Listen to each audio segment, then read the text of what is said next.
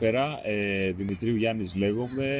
είμαι προπονητής ποδοσφαίρου, έχω αγωνιστεί πολλά χρόνια ως ποδοσφαιριστής, μέχρι τη πιο μικρή επαγγελματική κατηγορία, αλλά από την εμπειρία μου κιόλας στις εθνικές ομάδες όπου ήμουν προπονητής. Στις μεγάλες διοργανώσεις νομίζω το μεγαλύτερο θέμα είναι ότι δημιουργούνται πάρα πολλά απόβλητα και με τις μετακινήσεις των ομάδων, αεροπλάνα, και άλλους τρόπους μετακινήσεων, αλλά νομίζω ότι χρησιμοποιείται πάρα πολύ ο όγκος κατανάλωσης από το ρεύμα, από την ενέργεια, τα παιχνίδια είναι βραδινά, άρα όλη αυτή η ενέργεια από κάπου αντλείται, το οποίο δημιουργεί ένα μεγάλο πρόβλημα. Όπως επίσης και η ρύπανση, κυριότερα μέσα από τους φιλάθλους, μέσα από τη διαδικασία όχι μόνο εντός γηπέδων, αλλά και εκτός γηπέδων όλου αυτού του event πριν, κατά τη διάρκεια και μετά. Νομίζω δράσεις όπως αυτή που κάνουμε τώρα και κυρίως να συμμετέχουν ενεργά, δηλαδή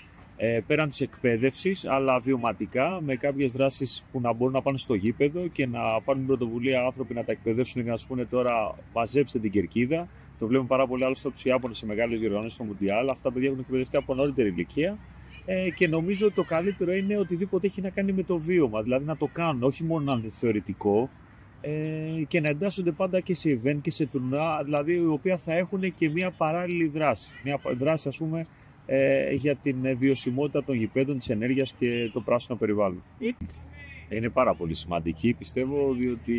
αυτό το οποίο κάνουμε και εμείς εδώ,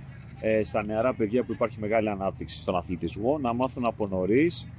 πρώτα απ' όλα να προφυλάσσουν τον χώρο στον οποίο αθλούνται, να το διατηρούν καθαρό, αλλά και να ξέρουν ότι όλο αυτό το κομμάτι για να έχει βιωσιμότητα θα πρέπει όλοι να επικοινωνούν, να μαθαίνουν, να εκπαιδεύονται πώς όλο αυτό το κομμάτι στη διάρκεια των επόμενων 20-30 χρονών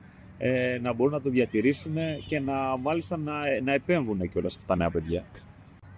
Είναι εξαιρετική πρωτοβουλία και νομίζω ότι πρέπει να αγκαλιάσουν πάρα πολλοί φορείς και ομάδες και συλλόγοι, όχι μόνο του ποδοσφαίρου. Βέβαια, το ποδόσφαιρο είναι ένα ελαφιλές άθλημα και μπορεί να αγγίξει πάρα πολύ κόσμο και πολύ εύκολα. Αλλά το περιβάλλον νομίζω ότι στον αθλητισμό είναι σε όλα τα αθλήματα και τέτοιες δράσεις όπως το Green League πρέπει να είναι θεσμός και πρέπει να γίνονται κάθε χρόνο, να επηρεάζουν τα παιδιά και στο σχολικό αθλητισμό αλλά κυρίως και στον συλλογικό αθλητισμό που είμαστε εμείς τώρα.